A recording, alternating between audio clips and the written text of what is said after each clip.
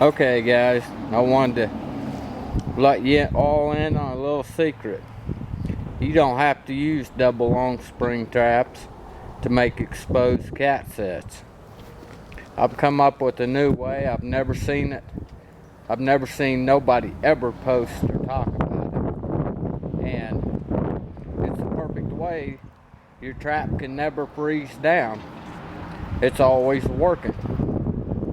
What I did is, these are number 4 Dupes.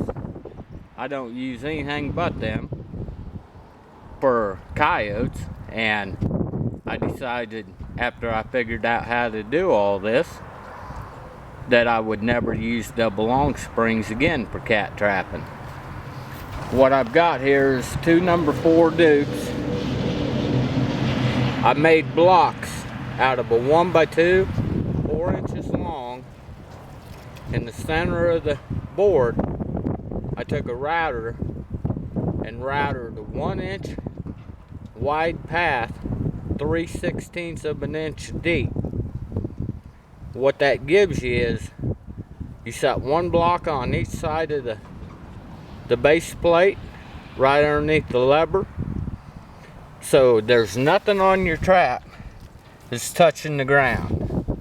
The levers are not touching the ground, nothing on the trap. I mean, you got the trap a 1/2 inch up off the ground. And I took and added expanded metal pans. It's a 4-inch by 3-inch pan that I tack welded on.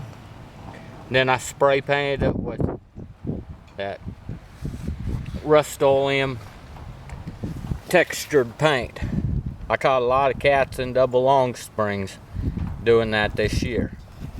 But what I did was I come up with making these blocks. Your trap is rock solid.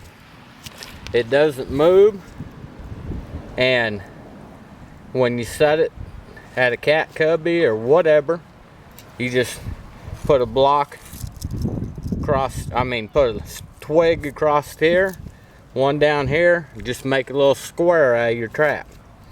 That pan is the only thing where the cat can step. This is one with a shingle, and they work with shingles just as good. So either way, but the wood blocks is the thing that makes the cat set. It'll never freeze down. No part of your trap is touching the ground. Levers can't freeze, springs can't freeze, jaws can't freeze because they're not touching nothing. And you know, some people think them big pans, they'll hold up the levers. Well, I can push this down really hard, and it didn't hold no lever there. The expanded pan, there's no give to it. So you can't make them too wide.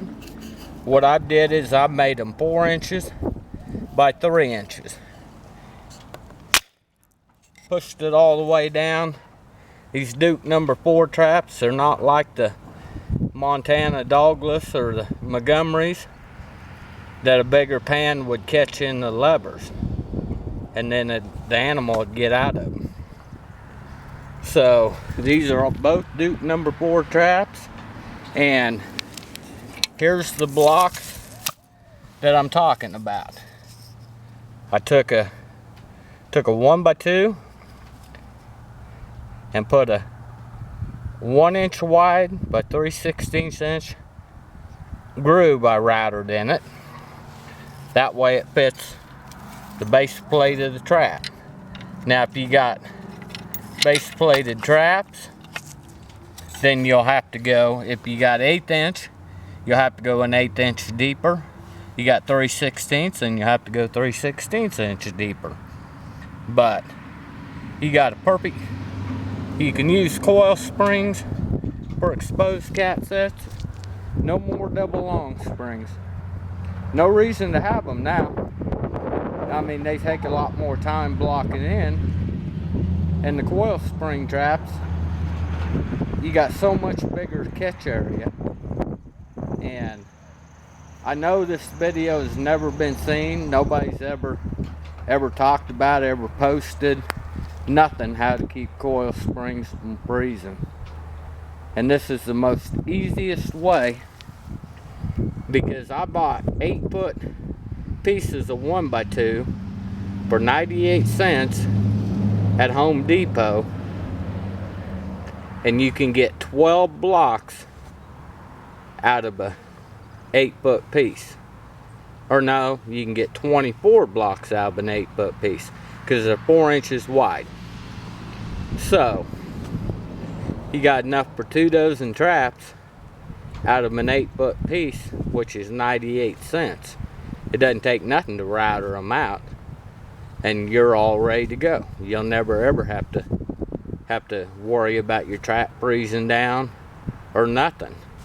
And this is when you're setting traps in exposed Bobcat sets. So I mean, I've looked all over for years trying to figure out a way how to make coil spring traps work, and I finally made it happen. So I just wanted to share with everybody. That way you don't have to buy those high dollar double long spring traps. You can use the coil spring traps you already got.